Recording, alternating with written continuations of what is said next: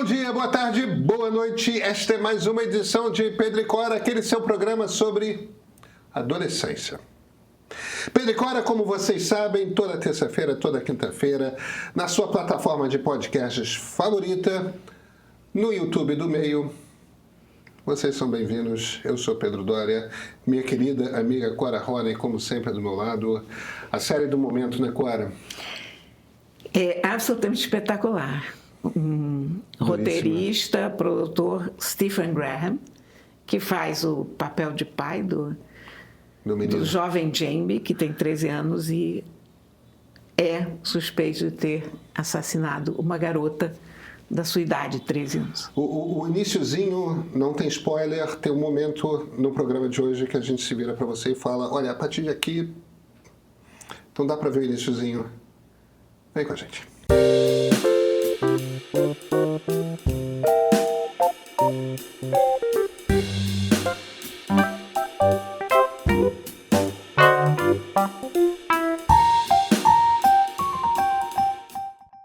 Cora,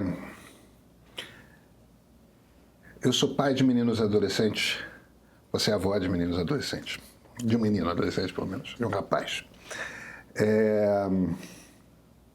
A gente precisa falar sobre a adolescência, né? Ô, menino, não se fale outra coisa. Eu não assisti a série inteira, você já assistiu. Qual é o seu diagnóstico? Cara, eu não só assisti, como assisti 2 vezes. Porque aconteceu o seguinte, eu assisti por minha conta, assim, assisti uma ponta a outra, não consegui dormir sem terminar de assistir. E depois, no fim de semana, meu neto passou mal, mas a Bia tinha que trabalhar, e eu fui ficar com eles. E aí assisti novamente, e eles também maratonaram.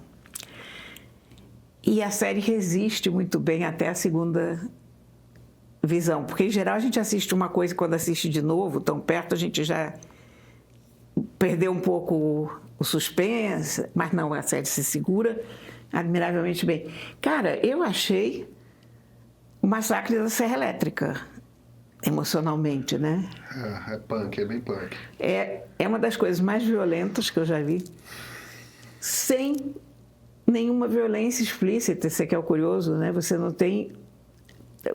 Você tem um momento de pequena violência, porque é uma menina que dá uns socos no menino. Mas você vê aquilo na tela ali. Né? Não, isso no assassinato, mas na escola você tem aquela menina que agride o menino, não é que ele nem se pode chamar de violência hoje, em termos de série ou de filme hoje, né? Que é um incidente. Mas eu achei de uma violência emocional avassaladora, sabe? Antes da gente falar do... Antes da gente falar do tema, eu queria falar um pouco de cinema.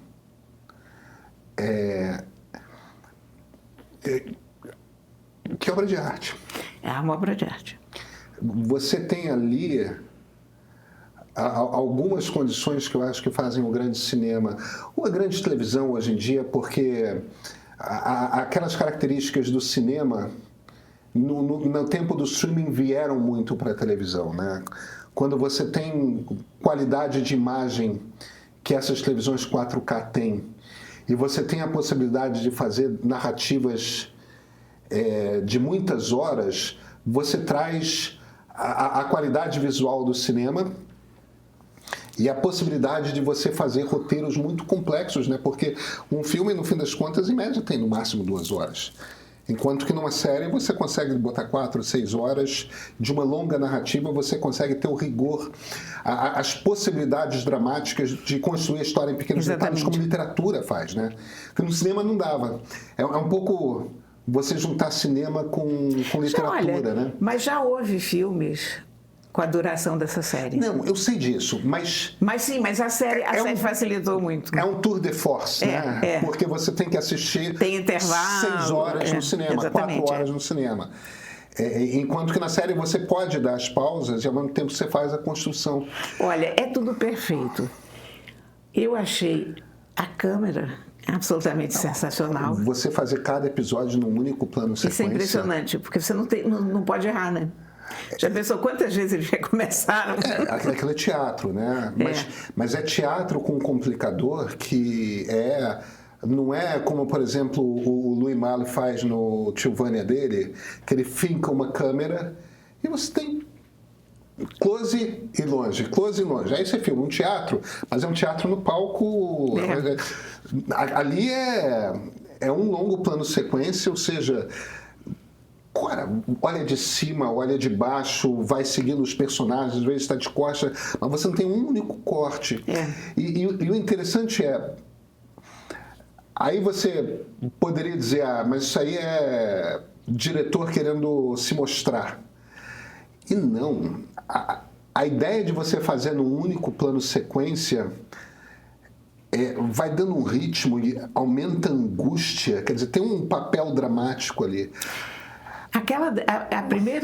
O primeiro episódio, naquela delegacia de polícia,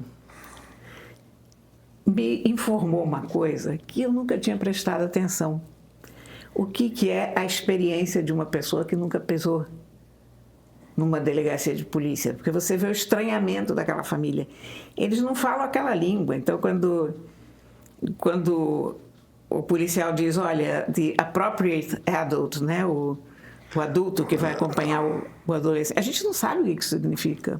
E não é só o garoto de 13 anos que não sabe. A família não sabe. A família não sabe como agir dentro de uma delegacia, não sabe o que... E me deu uma sensação de hospital, de lugar inóspito, aquilo passa inteiramente, né?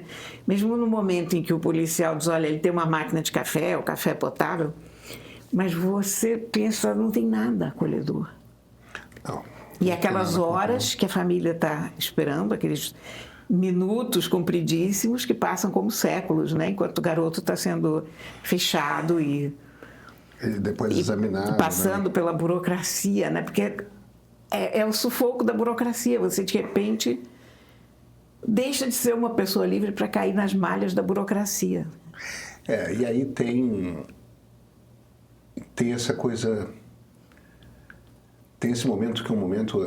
você junta uma direção impecável com grandes atores, com um belíssimo roteiro, né? E a reação do pai, que está partindo do princípio de que existe um grande engano o tempo todo, aí ele vê o vídeo. E quando ele vê o vídeo, o mundo do cara se desmonta e ele precisa reconstruir o mundo e... É sufocante. Gente, eu vou dizer uma coisa. Isso não é spoiler, porque todo mundo já sabe da série. Esse caso dessa série é muito engraçado, porque esse é exatamente o caso em que o importante não é a história que está sendo contada, mas como está sendo contada, né? Mais do que a história daquele menino, é a história da família. Vamos fazer o seguinte, para nos permitirmos conversar com mais liberdade, me permita fazer uma sugestão para vocês. A partir desse momento aqui, eu e a Cora vamos nos despreocupar em não dar spoilers. Então, se você é o tipo da pessoa que não gosta de spoiler e pretende ver a série e ter surpresas com a série, não tem nenhum problema, mas eu recomendo a você que dê um pause e volte ao programa depois, porque talvez a gente mencione alguns elementos da série, são 4 episódios. A gente talvez agora mencione alguns elementos da série que talvez estraguem algumas surpresas. Eu não acho nem que seja uma série sensível ao spoiler. Não, eu também acho que não, mas é bom a gente avisar, pois é. Tem gente que não gosta, né? Olha, o pai... Cara, os atores todos são absolutamente... Agora, eu acho que a mãe é um fenômeno. A mãe a gente não percebe muito no primeiro episódio. Eu diria que ela é quase a figura de esteio do último episódio, sabe? O último episódio é de cortar o coração. onde você se dá conta que a vida da família nunca... Não tem mais... Aquela família não tem mais uma vida. A vida deles acabou. E você se dá conta daquela coisa terrível, que é muito melhor você ser a família do assassinado do que a família do assassino. Essa é uma reflexão cruel, mas é totalmente verdadeira. A gente não costuma pensar muito na família dos assassinos. A gente, em geral, pensa, meu Deus, coitada da mãe dessa criança que foi morta. A gente não pensa, coitada dessa mãe, né, da criança que matou. Até porque a gente acha que foi alguma coisa que a mãe fez, alguma falha na criação dos pais. E não necessariamente é, né? Olha, é um massacre, estou te dizendo. É impressionante. O segundo episódio... O primeiro episódio é aquele episódio o encontro com a polícia, quer dizer, a chegada da polícia. A prisão e a revelação do crime. Isso. O segundo episódio é o dia seguinte disso, começo das investigações. Os polícias inspetores vão à escola.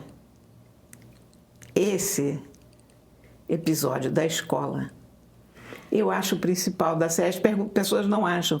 As pessoas acham que seria o terceiro. Me falam muito do terceiro, eu ainda não assisti o terceiro. Porque o terceiro, com a psicóloga, de uma certa maneira, é a revelação do pensamento do Jamie, do menino. Mas eu acho que mais importante do que a revelação do pensamento dele é a exibição do ambiente onde ele está. Porque aquele ambiente explica aquele pensamento. É uma cena de horror. Eu nunca vi filme de, sei lá, ou guerra, ou... O que eu posso te dizer? Orfanato, colégio interno, prisão. Eu nunca vi um filme de coletivo mais medonho do que aquele episódio numa escola de classe média de adolescentes ingleses. Aparentemente está tudo ok. As paredes são todas cheias de ilustrações bonitas e relevantes e bem-vindos e balõezinhos, isso e aquilo. As crianças estão todas de uniforme. Você vê que pobreza não é o caso. Mas há uma agressividade, há uma impotência dos professores. Eu fico pensando, eu vou a qualquer lugar, eu entro na jaula do leão, no zoológico, mas eu não vou naquela escola. Porque você tem um monte de adolescentes sem um pingo de controle. Porque nada controla os adolescentes mais. Você antigamente tinha um sistema de valores em que o professor era respeitado, a família era respeitada. Hoje você não tem mais isso. Quer dizer, antigamente, antes ainda daquilo, os professores eram temidos, porque vinham com palmatória e vara de marmelo, não sei mais o quê. Depois, um pouco depois, os professores mandavam a criança para casa. Isso era uma coisa terrível, porque os pais davam uma bronca, era um motivo de briga, né? Mas Deus me livre. Uma anotação na escola, no boletim, ou suspensão, não existia isso, né? Mas agora é aterrorizante. E você fica aterrorizado pelos professores, você fica aterrorizado pelos alunos e pela desconexão de todo mundo. Não há mais qualquer conexão. Eu acho que esse problema na Inglaterra é mais grave do que aqui no Brasil. Por causa mesmo da maneira como a gente é. Por sermos latinos, nós somos mais carinhosos, mais afetuosos. A gente não tem um caso de uma criança aqui que os professores não saibam quem é ou não tenham um certo grau de afeto, mesmo que seja um caso problema, né? Nós somos mais quentes, mais calorosos. Mas é terrível, é terrível.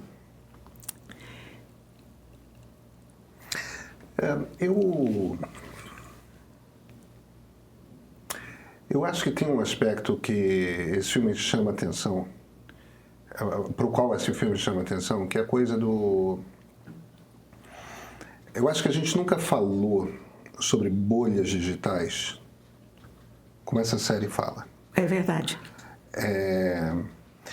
E eu não acho que tudo quanto é menino esteja recluso em ambientes da internet de bolhas de barbárie misógina, como esse personagem tá. Mas a internet, como se organizou, principalmente a partir das redes sociais, é um lugar no qual nós estamos, mas que é um lugar que não é físico.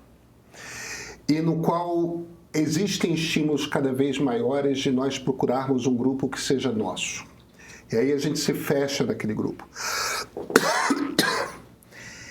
E tem uma espécie de desconexão entre o mundo real e o mundo virtual, que é uma desconexão. O que eu quero dizer com isso é,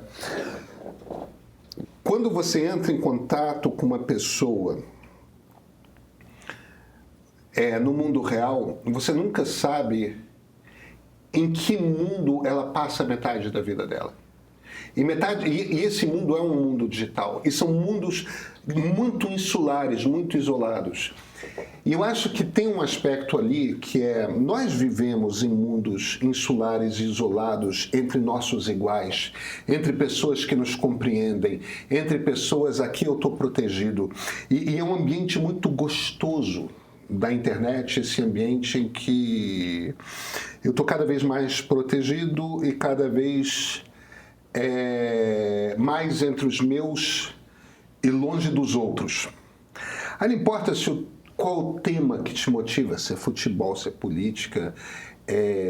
A questão é, a gente cria esses mundos insulares e nesses mundos insulares nós somos compreendidos. Então, as mágoas que nós trazemos do mundo de lá de fora, naquele ambiente digital, há quem nos ouça com simpatia, com empatia. E isso vai criando a possibilidade dessa... Não só a polarização política nasce disso, mas cada vez mais não entender-se com as outras pessoas, essa coisa da gente se apartar a coisa da pouco bolha, da sociedade. E a impressão que eu tenho, é claro, tem algumas bolhas que são mais isoladas do que outras. Tem bolhas, como por exemplo a bolha do futebol, talvez para muitos seja uma coisa quase só de entretenimento que não necessariamente te aparte dos outros, mas a gente poderia estar falando aí dos meninos nesses fóruns de misoginia, como a gente poderia estar falando de meninas da mesma idade em ambientes que estimulam magreza extrema. Exatamente. Tem a coisa das muitas meninas que fazem automutilação, né, com giletes, com esse tipo de coisa. O ponto que eu estou tentando fazer um pouco a gente está criando um ambiente de intolerância no qual, usando essa ferramenta de comunicação, estamos nos isolando cada vez mais, nos expondo cada vez menos ao dissenso, criando uma certa ojeriza em relação ao dissenso, à discordância, amplificando as dores, cultivando as dores que a vida nos impetra, as pequenas mágoas, isso. E eu acho que, de alguma forma, a série vai e bota uma lente em cima da questão desses grupos de misóginos, os red pills e tudo mais. Essa não é a única bolha. E ela tem muito em comum com muitas outras. Esse troço é um problema. Esse troço é um problema real que me parece que a gente não está tendo vocabulário, a gente não está com base para compreender esses cismas que nascem da sociedade a partir desse espatifamento, sabe, da sociedade em pequenos grupos. Faz sentido? Faz todo sentido, porque são estilhaços, né? E são códigos. Isso. Adorei. Códigos cada vez mais intransponíveis, né? E cada vez mais nicho e cada vez mais daquele único pedaço. Quer dizer, no caso, olha, estamos livres de spoiler, hein? Mas, enfim, no caso da série, o que para nós adultos, para eles adultos, os adultos da série, parece uma coisa simpática, porque a menina vai lá e deixa uns emojis no Instagram dele, aquilo parece uma coisa gentil, uma coisa bonitinha, são amigos. E qualquer adolescente que olhe percebe que não são amigos, porque aqueles todos são emojis altamente ofensivos. Quer dizer, está chamando o cara de incel, está fazendo pouco dele, enfim. Então é um drama, e depois disso a gente vai ver ainda um reflexo disso no último episódio, esse último episódio que eu te disse que é o fim das ilusões, quer dizer, onde você diz assim, gente, acabou tudo. Quando ele vai ao supermercado comprar uma tinta para o carro, porque alguém pichou a van, e o rapaz que vende a tinta é fã do garoto, do filho dele. Porque é da mesma igrejinha, digamos, né? Essa série eu acho que abre uma conversa e abre conversas mais profundas que vão além da questão da misoginia. A misoginia é um aspecto dela, mas eu acho que ela fala de uma sociedade que está cada vez mais fragmentada e intolerante a si mesma, incapaz de se Fala de uma outra coisa muito importante também, que é muito difícil a gente abordar hoje, porque a gente tem uma categoria que está abaixo de todas hoje no mundo, que é a dos meninos héteros, brancos, de classe média. Deve ser muito difícil, porque hoje o que você tem? Você tem uma sociedade dividida por identitarismos, né? Então, se você é mulher, se você é negra, se você é gay, se você é trans, são tudo categorias que hoje têm um direito de se defender, tem grupos que defendem.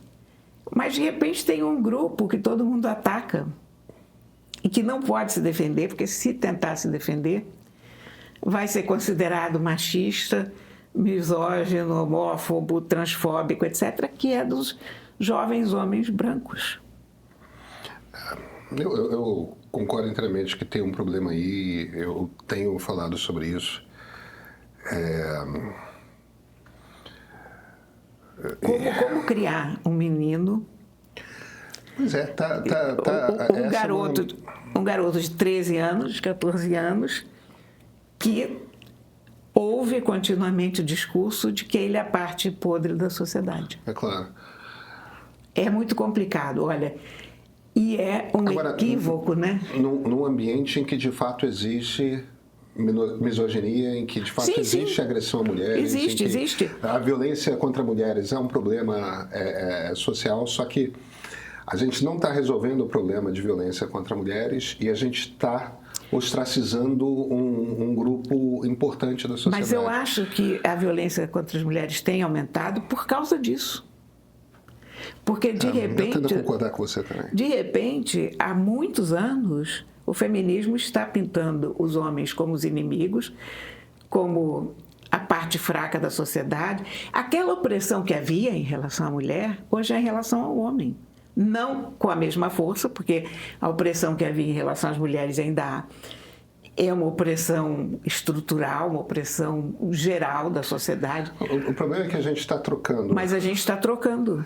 O problema é, em essência...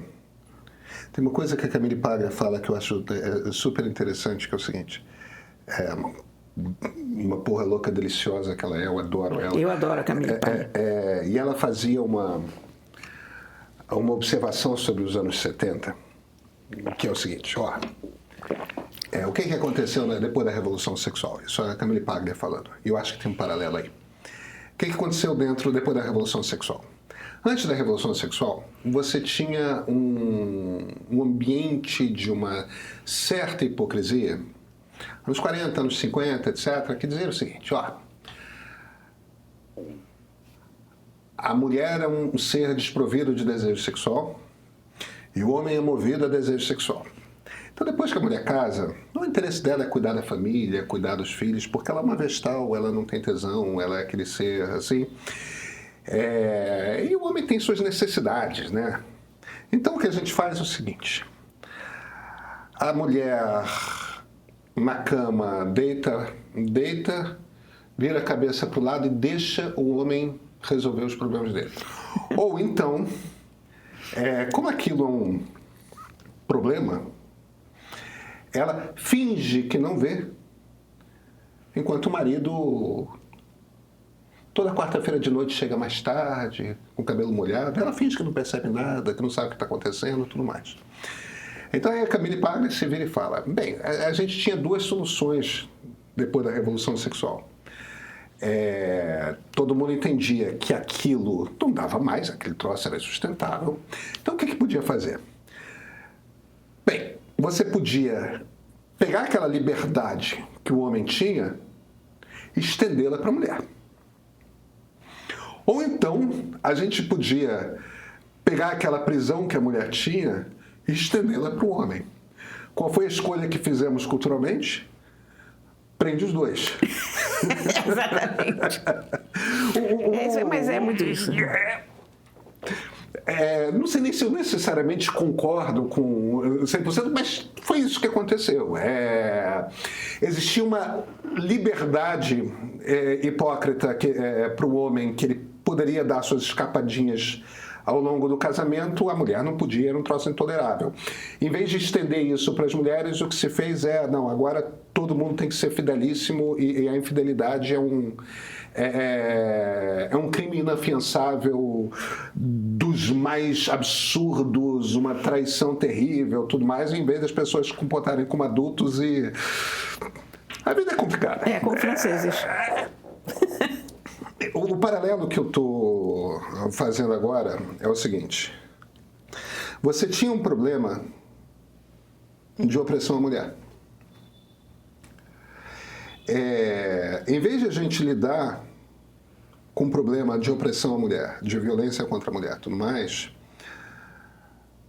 a gente construiu o equivalente para os homens, sem resolver o problema da opressão à mulher. É isso. Então agora os homens jovens estão numa situação de que eles são a pior coisa da sociedade. São todos misóginos, são todos estupradores em potencial, são todos, por natureza, violentos. E não conseguimos resolver o problema que tinha que ser resolvido. Porque continua havendo opressão da mulher, porque continua havendo violência contra a mulher, porque continua... E aí eu concordo com você, você começa a criar ressentimento aqui,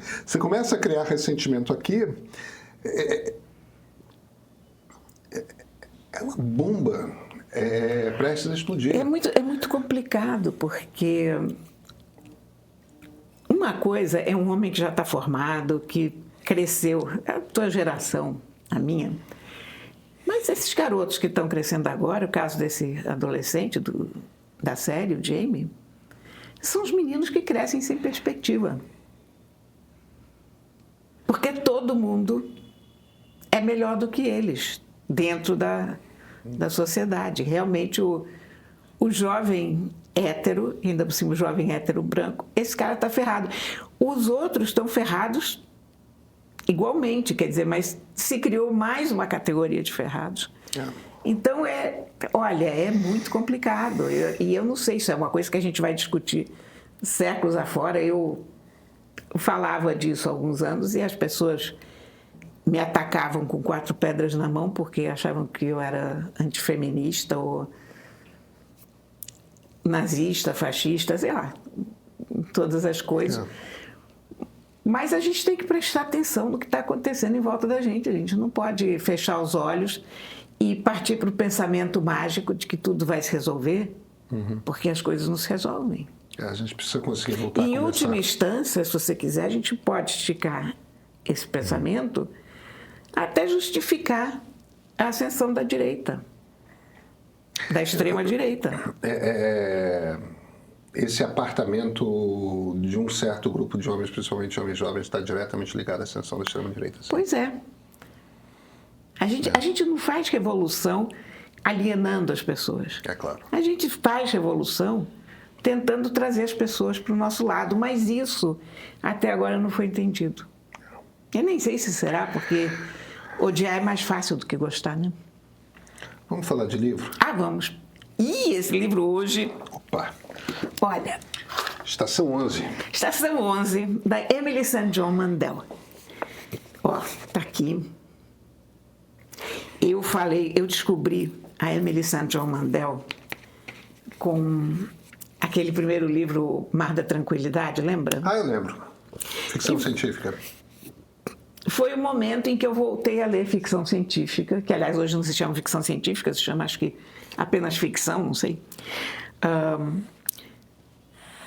Porque eu comecei a ler o livro sem saber o que ele era, e comecei a ler e fiquei tão maravilhada que fui lendo e de repente eu percebi que era ficção científica, mas aí já... E aí pronto, se desfez o encantamento e eu voltei a ler. Esse é o primeiro livro dela. Vou ler o que o George R.R. Martin, de Game of Thrones, diz aqui no blurb. Um livro que se destaca de todos os outros, do qual eu me lembrarei por muito tempo e ao qual retornarei. Uau! Vou te dizer uma coisa, ele está certo? É mesmo? Do que trata o livro? Esse também é um livro de ficção. Ela é muito original. Essa mulher sabe escrever, sabe criar uma história. Por quê? O que trata aqui? E ela faz de novo um jogo de tempo, sabe? De vai e volta. Ela abre todas as cartas no primeiro momento. E depois vai explicando. Então, você, de novo, não é aquele negócio, sabe como acaba. Um ator está representando o Rei Lear no palco, bum, cai morto. Cai morto, o rapaz que está na plateia socorre. Depois esse rapaz sai do teatro, vai andando até a casa do irmão dele, no meio do caminho ele recebe uma mensagem de um amigo que trabalha no hospital, dizendo que está chegando uma gripe esquisitíssima aqui, você compre comida para ter em casa e tal. Então, ele vai para o supermercado, ele compra 11 carrinhos de coisas para levar para o apartamento do irmão. E a partir desse momento, todo mundo, qualquer coisa que ela diz, sei lá, o cara morreu, na semana seguinte todos eles estariam mortos, ou o fulano de tal morreu um mês depois, fulano... Porque não é uma gripezinha, é realmente uma epidemia que acaba com a vida na Terra, que mata tanta gente, que consegue interromper o fluxo da vida. Então, não tem mais luz, não tem mais água corrente. Uau! Quer dizer, acabou a vida na Terra, as condições de vida. A civilização. O que nós chamamos de civilização foi para o brejo. E aqui você começa a travar contato com os sobreviventes disso. E como é a vida 20 anos depois do fim do mundo? E o que as pessoas se lembram, porque ainda tem aqueles velhos que se lembram que tinha ar-condicionado.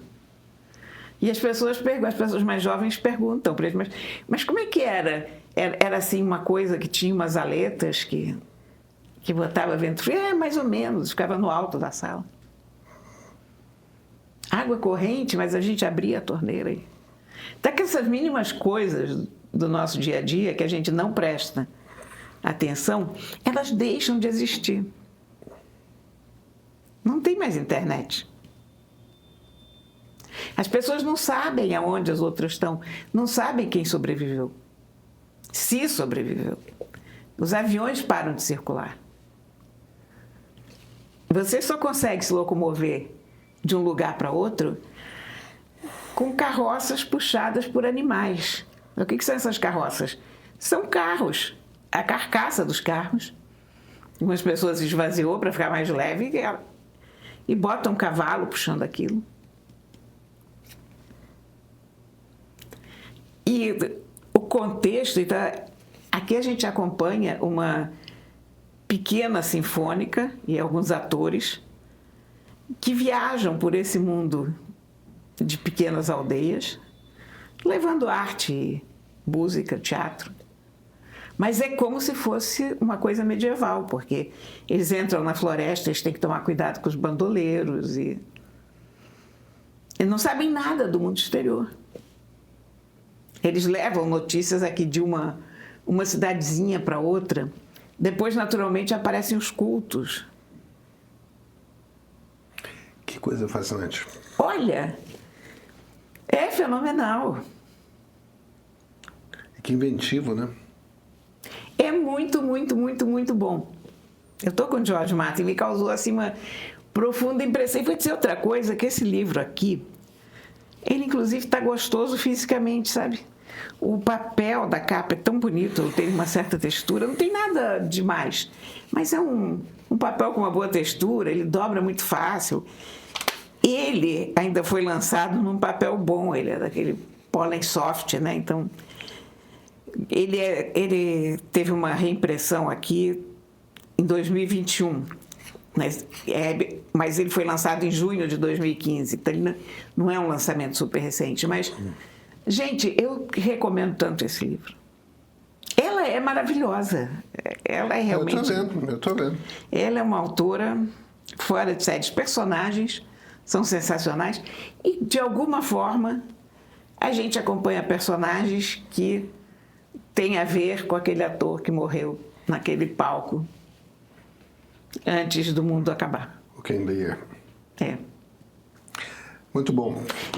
Olha, vamos falar aqui da tradução, porque está muito bem traduzido. E é uma edição da Intrínseca. A tradução do Rubens Figueiredo, evidentemente, um grande tradutor. E Intrínseca está aqui. Show de livro, show. Delícia. Esse eu quero ler, Cora. Isso você vai adorar. Eu tenho vai certeza. adorar. Cora, a gente se vê então na quinta, né? Na quinta, sim, senhor. Maravilha, até quinta-feira. Fundações do Pensamento Político Brasileiro traz 20 anos de pesquisa concentrados em suas 728 páginas. Nesse livro eu tento desvendar a formação do pensamento político brasileiro e como as influências europeias moldaram o nosso estilo periférico de pensar e de agir. Mas você não precisa tirar um sabático para ler o meu livro. Você pode assistir às 6 aulas do meu curso de Política Brasileira, As Origens, onde eu explico todo o conteúdo do livro e converso com os alunos para tirar as dúvidas e aprofundar os temas abordados. Olha que delícia, você não precisa nem ler, você vai poder fazer meu curso e ficar aí depois arrotando, fingindo que leu. Delícia, né? Na próxima quarta, dia 26, a gente vai ter uma aula inaugural aberta e gratuita para quem quiser conhecer o conteúdo do curso Política Brasileira Origens. Faça sua inscrição aí para a gente poder assistir a aula, né? Que vai trazer uma promoção especial para os seus participantes. É só seguir o link na descrição desse programa. A gente se vê lá.